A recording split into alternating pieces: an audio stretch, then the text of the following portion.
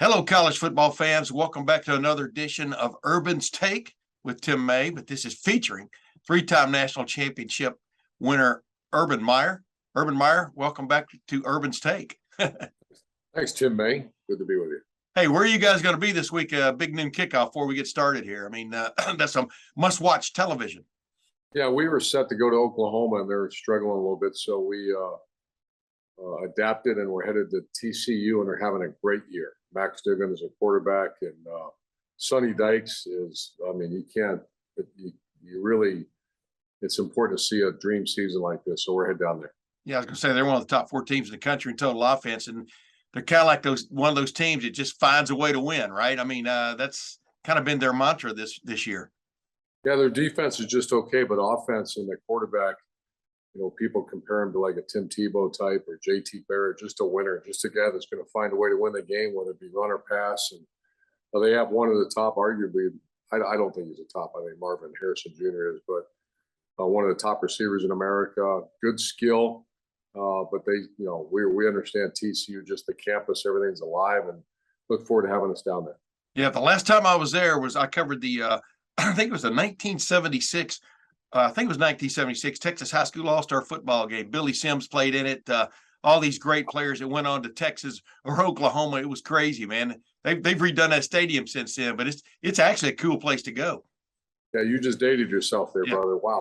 Yeah. Billy Sims High School. That's Hooks, Texas, baby. You had to be there. The guy kept calling him Billy Hooks from Sims, Texas, but that's another problem. That's probably around about the year you were born, but I digress.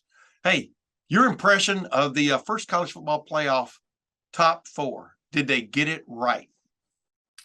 Yeah, I used to look at that all the time, and you just want to be in the top four. But I think, I've watched Tennessee because I'm going to do a little special on them this week. They are really good. They're great. They're not good. How that happened so fast underneath that coach, and the other coach got in so much trouble for all the recruiting violations. Some people say, well, that's one of the reasons they're so good. They have all those great recruits, but they are fast, long, athletic receivers, good running back. I'm really impressed with their offensive line, and the quarterback Hooker is, it's him and CJ for the Heisman. So I think they got it right. I think Ohio State with a big win, and it was a big win, great win. To come back from being down in the fourth quarter in that tough environment. The one thing I think the Wolverines should have been in there. I think they are. I think they're the number 4 team in the country, but they take care of business. They're in the playoffs. Yeah, and I was going to say, it just seems like there's something missing with Clemson this year. But they keep winning, right? I mean, that is the key. I mean, you figured it out a long time ago. I mean, you keep winning and keep swinging. You win a conference championship like Clemson has a shot at doing, obviously, like Ohio State and Michigan do. It'll take care of itself, just like Tennessee and Georgia, right? Of course. And Clemson's in a little bit like Alabama, a little bit like Ohio State. I've had people say, what's wrong with Ohio State this year? And I'm thinking, what's wrong with Ohio State? And that's happened to us several times where, you just kind of start to feel it. Like, what do you mean, what's wrong? We're undefeated. We just went into a 110,000 seat stadium and won against a good team. So I'm sure they're feeling the same thing, Clemson. Why don't they have the Heisman Trophy winning quarterback? But once in a while, they don't. And they're winning. The guy knows how to win. I'm talking about Dabo Swinney, the program. So I got a feeling they'll be standing at the end like Ohio State. Hey, college football playoff committee might actually have to earn their money or their hors d'oeuvres this year. What do you think? It is pretty funny for you, though, right now. You and I talking about who is in, who's out, who deserves to be there. You remember back when you were a head coach, that's the last thing on your mind the first week of November, right? It is. You have so much to worry about, but you'd also be not telling the truth if you didn't look at it. The first time I think we were 16th in the country when we won the national title because we had that early loss. And I look back at 15 and it still tears me up because that team should have won it all. Yeah. And you see these other teams get chances with one loss. We lost in the rainstorm to Michigan State, and that one. I disagreed with the committee on that one, but once again, they didn't ask my opinion. Yeah, I was going to say, I thought that was your best team. You may disagree with me. I thought that was your best team at Ohio State with everybody involved. I mean, what a cavalcade of first round draft picks came out of that group. Hey, you know, and I use this, I'm not going to use the bad word, but who got kind of messed over in this one? And we talked about it a little bit earlier, but did TCU at 7 behind one loss Alabama, did it get kind of messed over in this situation in the first ratings? I mean, the thing about it, you can argue about how good or bad they are, but they've beaten ranked opponents like 4 out of the last 5 weeks, et cetera. You know, Alabama should have gotten beat by Texas, could have gotten beat by Texas A&M, and did get beat by Tennessee. They were kind of like teetering on the edge until they finally fell off. And I know the SEC and stuff. So what is your take on that Alabama TCU debate? Yeah, that was one along with the Wolverines I thought should have been in the top 4, but that was one you watch the film, which I understand the committee does. TCU is, I think it's their defense that's keeping them from being, because the defense is very good. They got to get a lot better and don't have much time to get better. So if they were better on defense, I don't think would have been close. I think they would have been higher. Yeah. All right.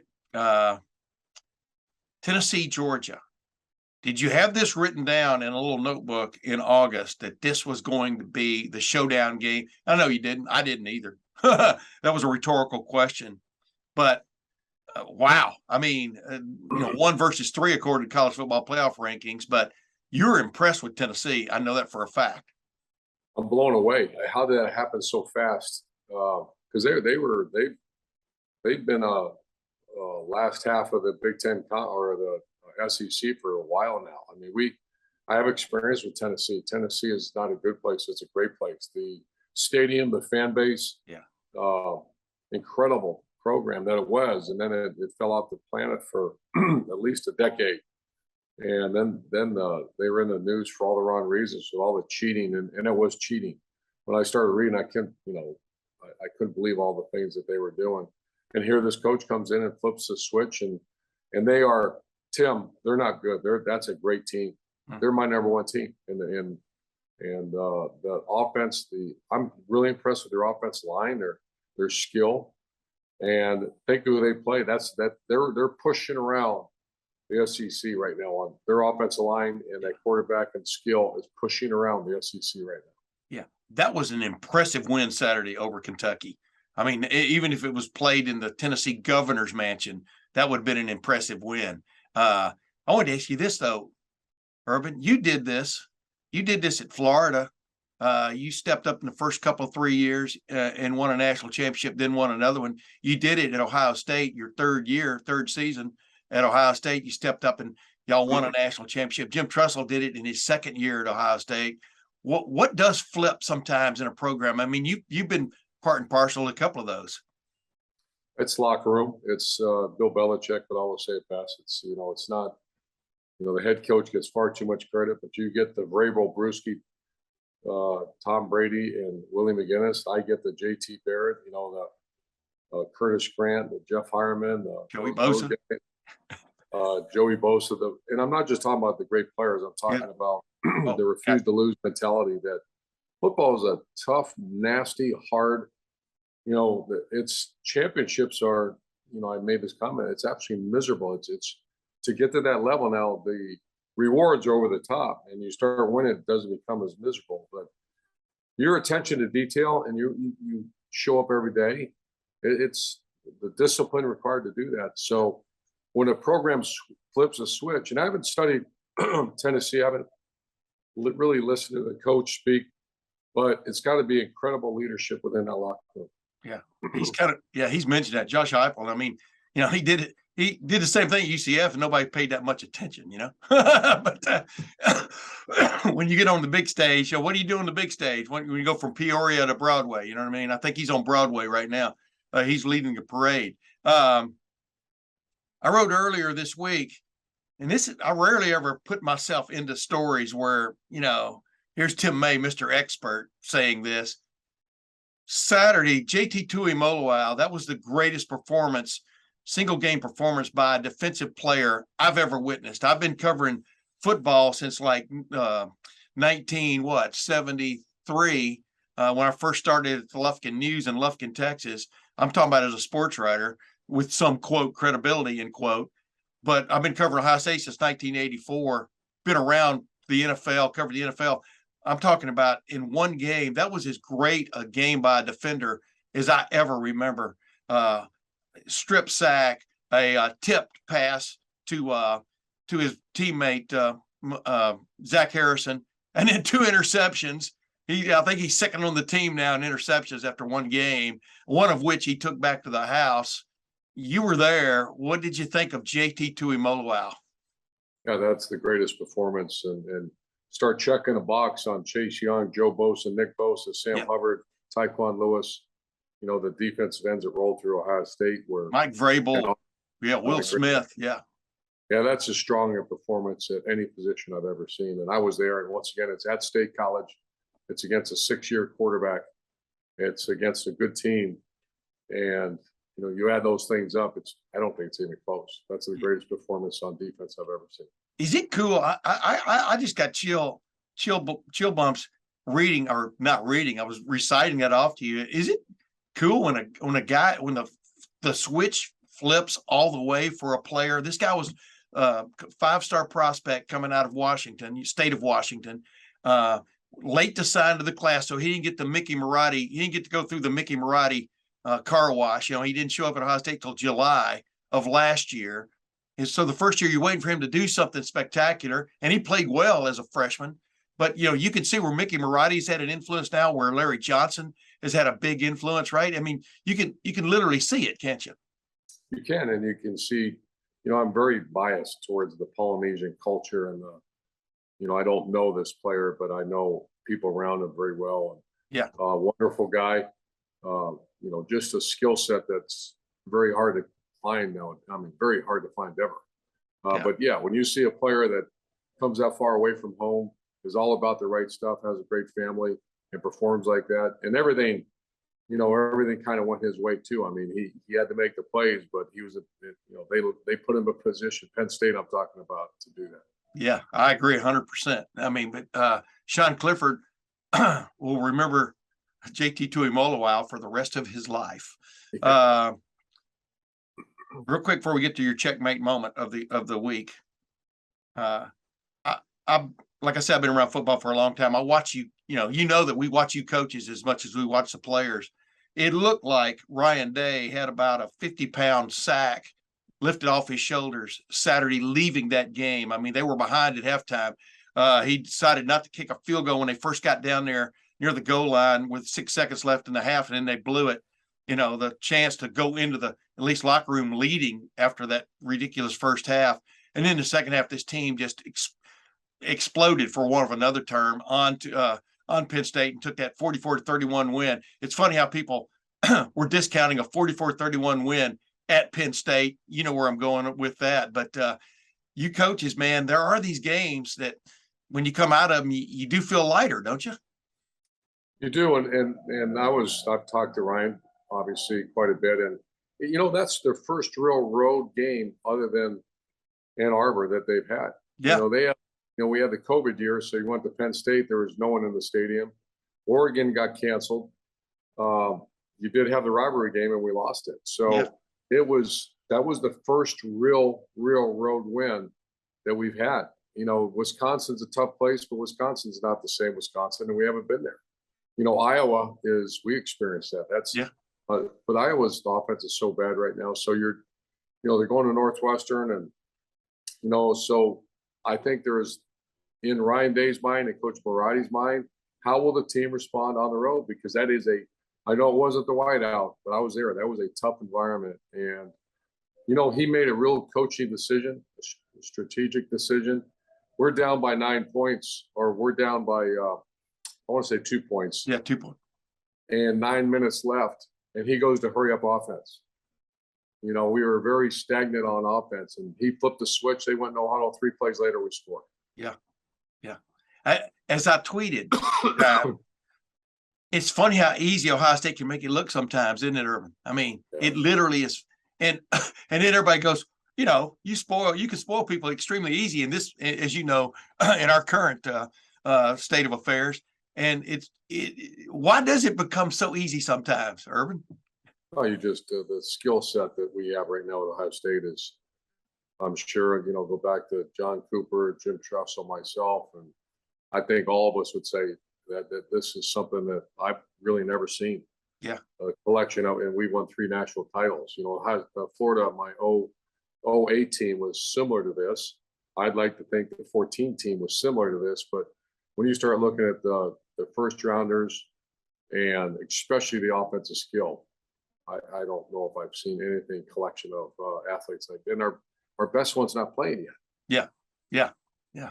Take it into account. Jackson Smith and Jig, but will he ever play again at Ohio State? I guess we're going to find out. Hey, let's get to the checkmate moment. In my opinion, the one that stood out to me from Saturday as I perused things was getting back to TCU. They're on the road. They're at West Virginia. They've just thrown an interception on like sort of not a Hail Mary, but a fade route earlier in this fourth quarter. Now there's how many seconds left? 26 seconds left. They're leading 34-31. It's 4th and 1 at the West Virginia 28. And Max Dugan throws deep down the right sideline, play action deep down the right sideline. Kid goes up, makes what we used to refer to as an alley-oop catch and falls into the end zone for the clinching touchdown. You know, I think the thought is there, even if it's incomplete or intercepted, it's like a punt to the corner, you know, whatever. But that's still, you're putting the ball up for grabs, you know, with clinging to a 3-point lead. Was that a checkmate moment, or was it just standard everyday football in this age?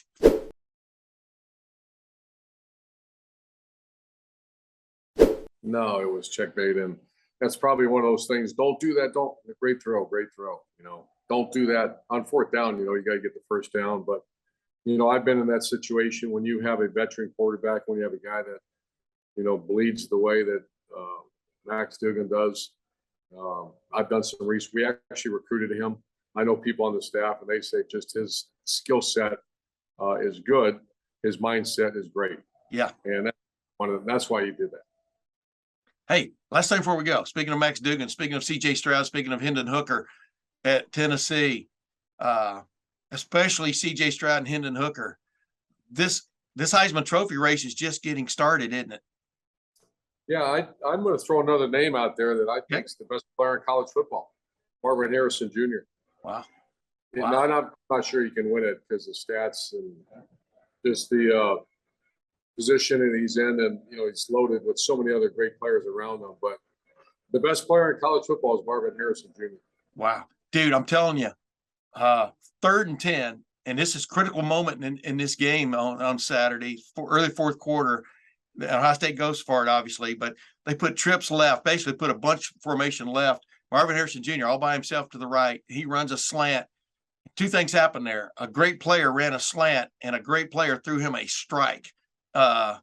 Speaking of checkmate moments, it still gives me chills thinking about, I mean, just how well executed that play was. And then, of course, he hits Emeka Egbuka for down a big gain down the field, and then a little sweep left by Travion Henderson, and suddenly Ohio State's in command. But yes, those are moments that have to be appreciated, don't they? 3rd and 10.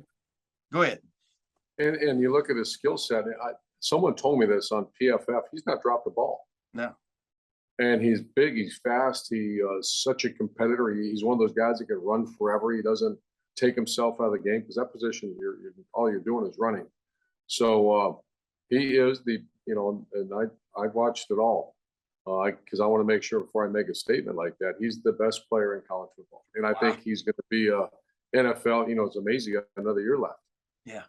I'll tell you what's amazing is to be the son of a guy who's already in the Hall of Fame and have the work ethic he has. I mean, you can't hardly go in the Woody Hayes Athletic Center and not hear ka-thunk, ka-thunk, and that's that jugs machine throwing him and Emeka Egbuka and others, but especially Marvin Harrison Jr. passes. He never quits catching balls, right?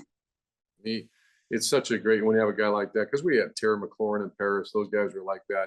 Yeah. It just sets the standard for the room. Can you imagine having a great player that doesn't work like that? Yeah. Because some young guys going to say, well, I don't know. Now this will go on for years. You know, what Hartline's done, Brent Hartline's done with the receiver position, but it's also, I mean, don't devalue what Marvin Harrison is doing for the future of Ohio State, because he is now the prototype. You have to work like he does. And I'm sure Ryan Day is going to use it, and Hartline's going to use it, all positions. And he's that good, man. He's fun to watch. Ladies and gentlemen, another edition of Urban's Take is in the books. Urban, until next week, I'll see you then. Okay, my man? Thanks, brother.